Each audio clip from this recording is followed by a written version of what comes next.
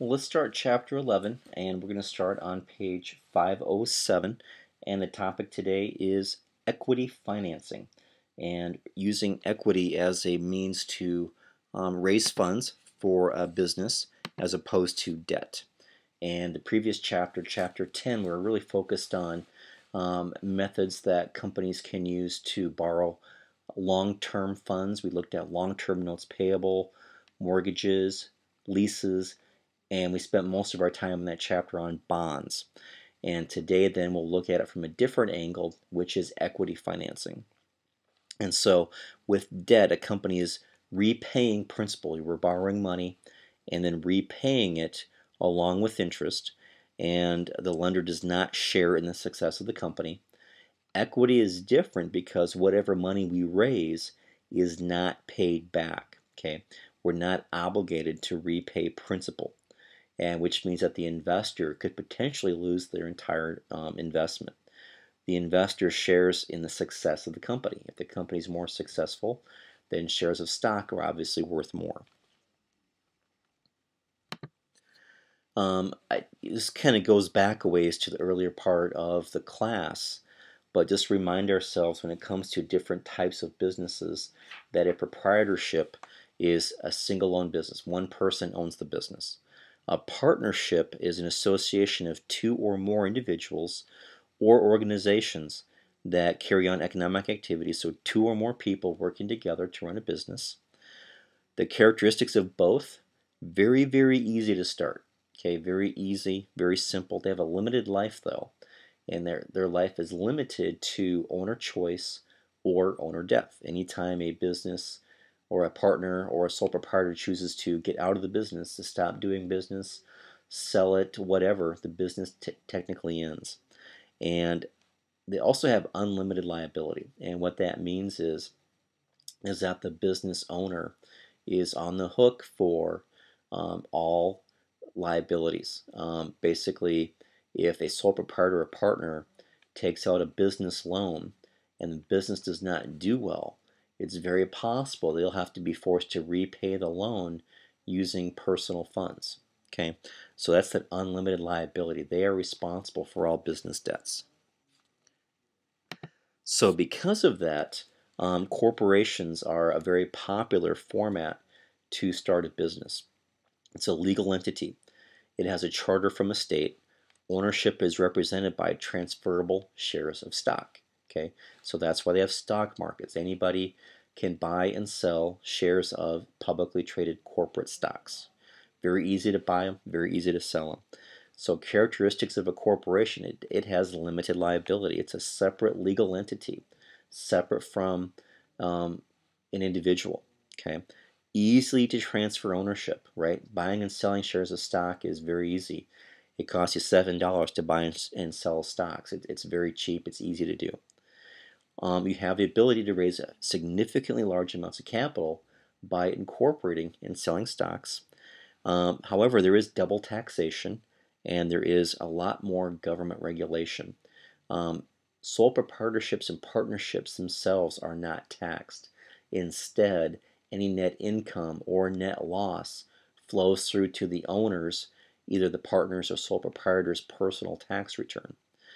Different than a corporation because corporations themselves are taxed, they're taxable entities, plus whenever they pay dividends, those dividends are also taxable. So that's what they mean double taxation is corporations pay taxes, whenever they pay a dividend, those dividends are taxable. And because they're seeking the public's money, because they're selling stock, there's a lot more regulation. Now they're subjected to the SEC, the Securities and Exchange Commission, to their regulations, which simply means that it's more expensive to do business. So it can cost a lot to be a corporation in terms of having to be audited every year, having corporate attorneys who can handle SEC filings, having skilled accountants on hand to prepare the necessary financial reporting, pay auditors, and so on. A major corporation will pay more than $1 million a year for just the audit. That doesn't include the company's time of its own employees supporting the audit, the extra internal controls and all the extras needed to support that regulation. So when corporations become incorporated and start to sell stock, they for sure will sell what they call common stock. Okay, and corporations and common stock is they start to discuss this information on pages 510 and specifically common stock in 511. If we own a share of common stock, we have a right to vote for certain things. Okay, typically who's on the board of directors. We also have what they call a preemptive right, and that is the right to purchase additional shares whenever more shares of stock are issued so that we can maintain our same proportion of ownership. So for example, if I own 10% of all the outstanding shares of a company and they plan to issue 100,000 more shares, they would have to give me the right to buy 10% of those 100,000 shares to maintain my same proportional ownership. I could pass on that and say, no, I don't want to buy it, but they are required to ask me first. Of course, I have a right to certain dividends, potentially, if the corporation does issue dividends, and I've got some ability to reclaim corporate assets if the company does go bankrupt. Number one in line is debtors. So basically, bondholders or banks who've lent the company money will be in line to get money first, but stockholders then after that.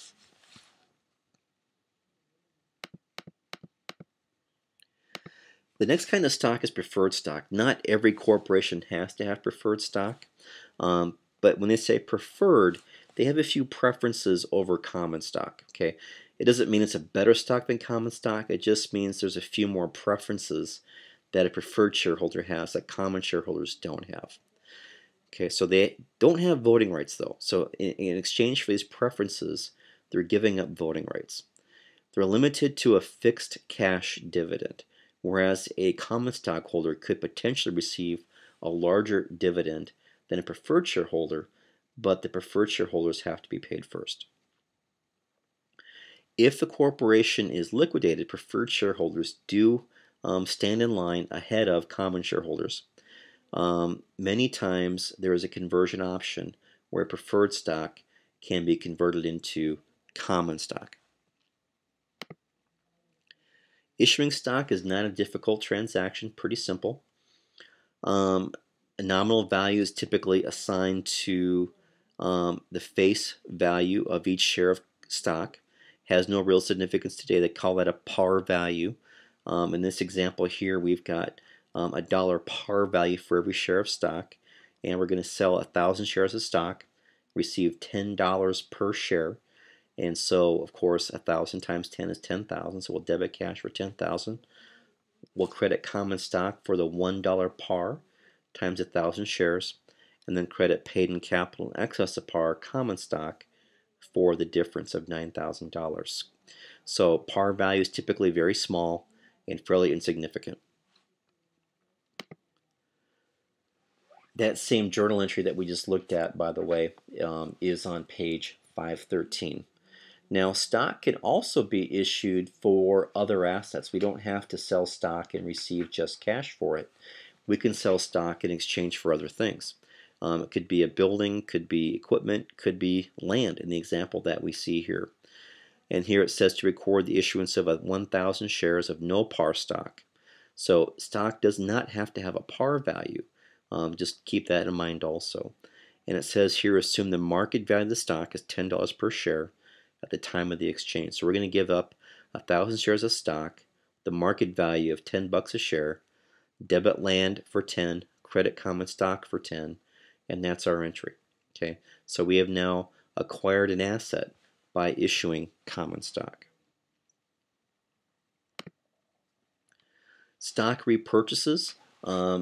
Quite often, management of a corporation can choose to buy its stock back off of the market. You can see on page 514, they begin to discuss that concept with us. Corporations buy their stock back for a variety of reasons. The stock is wanted for a profit sharing bonus or stock option plan for employees.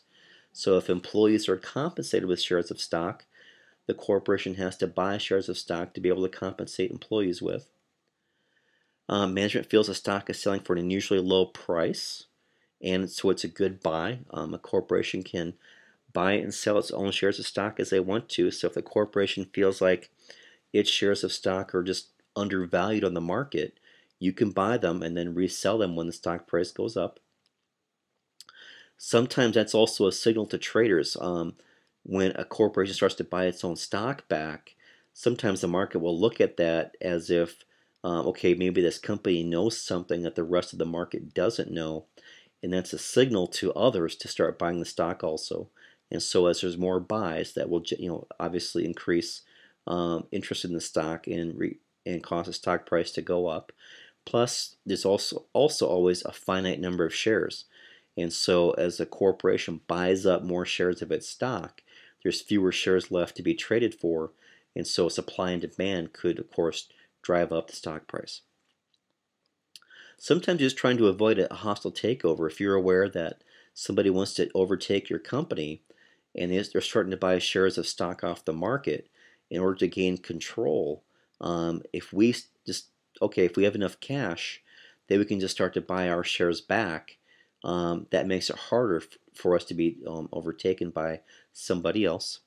And then, of course, that will affect the earnings per share number. The fewer shares outstanding will increase the earnings per share amount.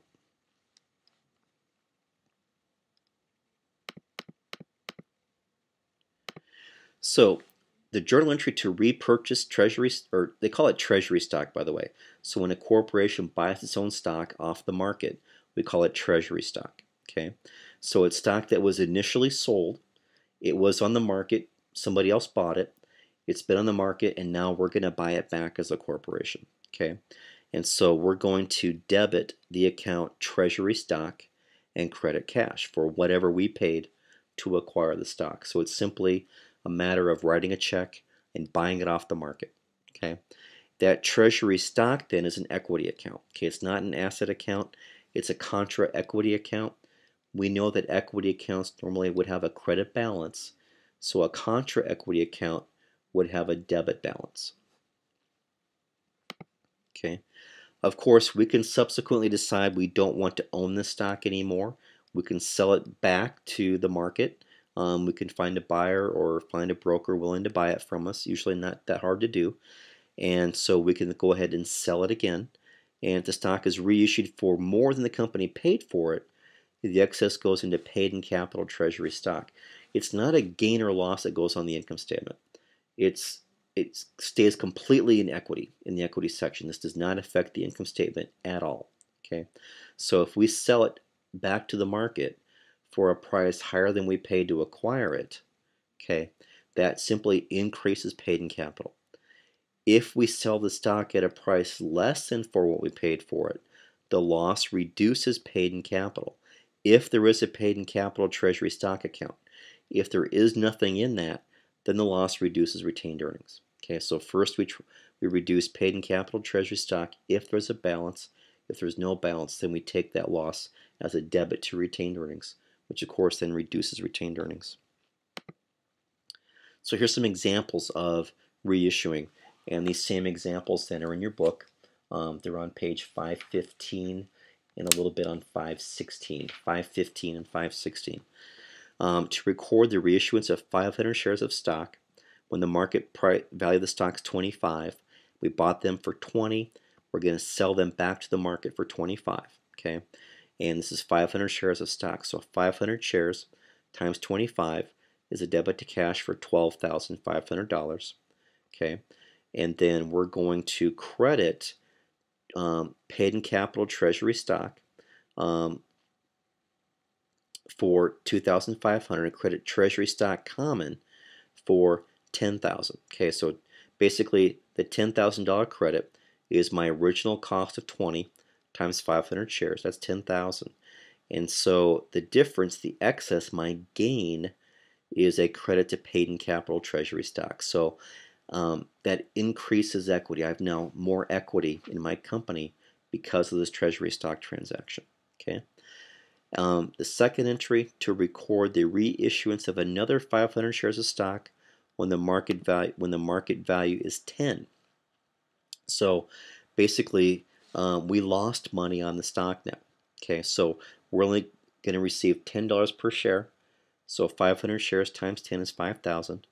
So we'll credit treasury stock common. We're going to have a loss now, a big loss, a $15,000 loss.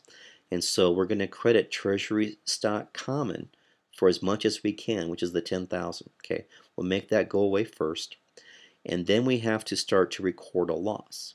And so we're going to debit paid in capital treasury stock, that's 2,500. And then we're going to hit retained earnings for the difference. For the rest of the loss is going to go to retained earnings. The balance sheet presentation for treasury stock, the par values are listed separately from paid in capital. Common stock is listed separately from preferred stock. And treasury stock is recognized as contra equity. Okay, contra equity. Retained earnings, the portion of corporation's owner's equity that's been earned from profitable operations. Okay, that's what retained earnings is the accumulation of net income over the years. It's not cash though. Don't think of retained earnings as cash in the bank. It is not. It goes up for net income. It goes down for dividends. It goes down for net losses. And it goes down for some treasury stock transactions like we just saw. If we sell treasury stock at a loss, potentially it could reduce retained earnings. And so a dividend is a distribution of retained earnings to the stockholders of a corporation. Okay. Not every company pays dividends. Typically, stable companies do. Typically, though, a growing company does not because they want to retain their cash. It's literally just writing a check and giving it to our stockholders. Okay. Newer companies or companies that are growing don't want to give up that cash. They want it to be able to reinvest back into the business. And most stockholders know that. If you're buying stock in a newer or a significantly growing company, you know you're probably not getting a dividend. And you probably really don't want to get one. You want that company to reinvest earnings, keep its cash, and grow for the future, where we then become mature and stable, and then dividends are paid. And kind of the last bullet point there too says basically once you start to pay dividends, the expectation is that you maintain that level plus increase a little bit year over year. So once you start to pay dividends, you're creating an expectation to your stockholders that they're going to receive at least that amount every year, if not just a little bit more year over year. A cash dividend payments, not a difficult entry. The dividend information is on page 518. The examples of entries are on page 519. It's recorded as a payable when declared. So typically what happens is the board of directors of a corporation will declare dividends. Okay, and they will have a vote, issue a resolution, and the accountants see that resolution, which is then the signal to make a journal entry. Okay, so the act of declaring a dividend results in the first journal entry: debit dividends and credit dividends payable. Typically, declare a dividend and then you pay it at some point in the future. Okay, so you might declare it in November and pay it in January. For who, basically have a declaration date that says whoever owns the stock as of that date will then receive the dividend. So typically you declare it and you pay it in the future. And so the second entry then is to close out the dividends, or to close out close dividends to retained earnings at the end of the year. And then at some point in time we'll actually write a check and pay the actual cash and credit cash. There's a couple different kinds of dividends when it comes to preferred stocks. Cumulative dividend preference, the right of preferred stockholders to receive current dividends plus what they call dividends in arrears before common shareholders receive any dividends. Okay, a dividend in arrears is a missed dividend for past years that preferred shareholders had a right to receive a dividend but did not receive one because a dividend was not declared. Just because we have preferred shareholders who have a right to earn dividends every year doesn't mean we have to pay them every year. If the company had a bad year, again, they don't want to pay out dividends. They want to hold on to that cash. And so they'll wait until they have a good year and then catch up the preferred shareholders. But they have to do that first before common shareholders will receive anything. Okay, so preferred shareholders and the rights of accumulation starts on the bottom of 519 and is explained in more detail on page 520.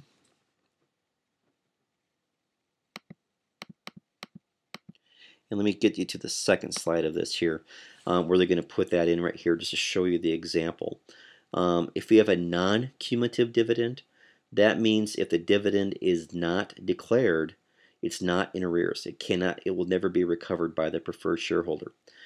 The preferred shareholder will only recover cumulative dividends. Okay, and so they're saying if that dividend is $5,000 a year, and so in case 3 is what I'm looking at here. What we're saying is that if total dividends are declared to be 5,000, and that's the amount that should go to preferreds, preferreds get everything, commons get nothing. For item number 4, if total dividend is 11 and you've got 5,000 in arrears, or 1,000 in arrears, the preferreds will get 6, and then the commons get everything else. So basically, just keep in mind that if you have dividends in arrears, okay, the preferreds get those first when dividends are whenever the dividends are declared. Okay, the preferreds get those first, and then the commons. Okay, but if preferreds don't have cumulative, there is no such thing. If it's non-cumulative, there's no dividends in arrears. Okay, just keep that in mind. The dividend payout ratio is on the bottom of page 521, and it's just showing us what percent of net income is paid out in dividends. Typically, it's a pretty low number. Typically, it's not a real high number, although they show us some examples here on the top of page 522, 3 different companies with 3 different, very, very different results. News Corporation is obviously a news provider, and that industry has been hit a lot. The newspaper industry itself is kind of shrinking, and as more things are moving to digital, they're not really necessarily catching up with that. And so their cash dividends are very different than very mature companies like a Microsoft or a General Electric. Some other equity items to be thinking about on page 523. There's some equity items that bypass the income statement. They never make it to the income statement. Foreign currency translations. So if we have a foreign subsidiary or if we do some business in another country, and we have to translate, if it's the Canadian dollar or the peso or whatever it is back to the US dollar, exchange rates, which change daily, will affect a translation adjustment. And so that never affects the income statement. That just simply goes directly to equity, whatever that adjustment is. Next is a concept of unrealized gains and losses and what they call available for sale securities. Now, corporations, when they have excess cash, will invest that excess cash in stocks and bonds of other companies. And whenever they start to invest in other companies, you have to designate those stocks as being available for sale, trading, or held to maturity. And in this example, what you do is you mark them to market every year. Obviously, we know what the cost is. The cost is what we spent to acquire these assets. But every year, then we mark them to market value. And so on the balance sheet, we show them at true market value. And that difference between market value and cost is either an unrealized gain or loss. And that unrealized gain or loss then goes directly to equity. It does not show up on the income statement. Same thing with hedging. Hedging is basically entering into some financial transactions where you're trying to protect yourself against market moves. I have worked for an insurance company that sells what they call an indexed product.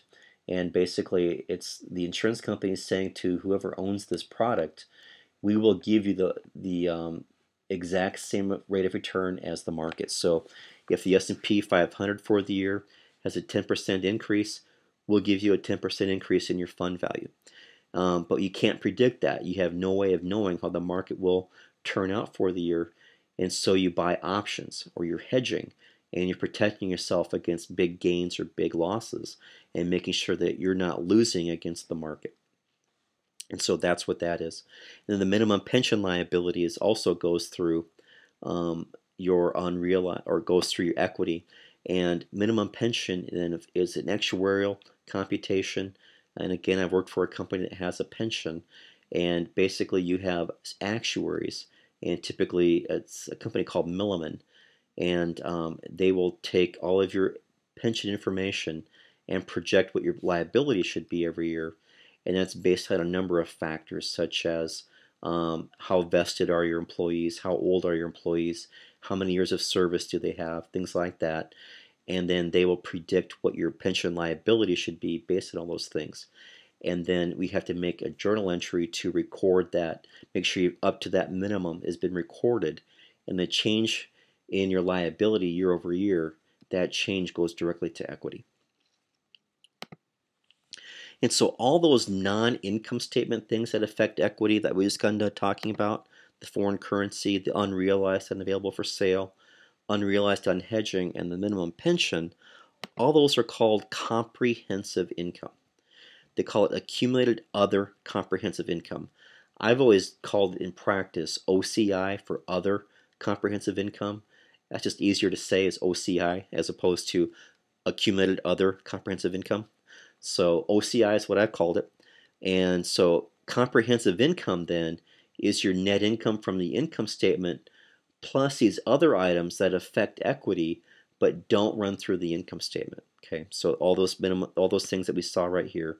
So net income plus those adjustments equals what they call your comprehensive income.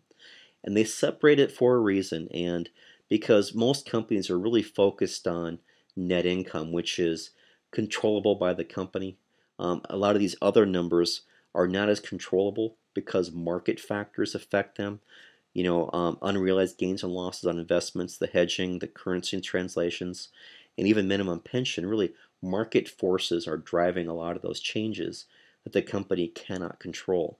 Unlike net income, which the company has more control in. So, if we're looking at this in perspective of being Target Corporation, Target can control its net income based on decisions made by management about pricing and inventory selection and how many stores they have and things like that. That will all affect net income, and that's what they do. They know how to do that.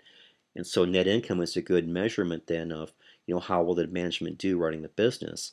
Whereas these other measures, those are completely ancillary to what Target does, and management has no control over those.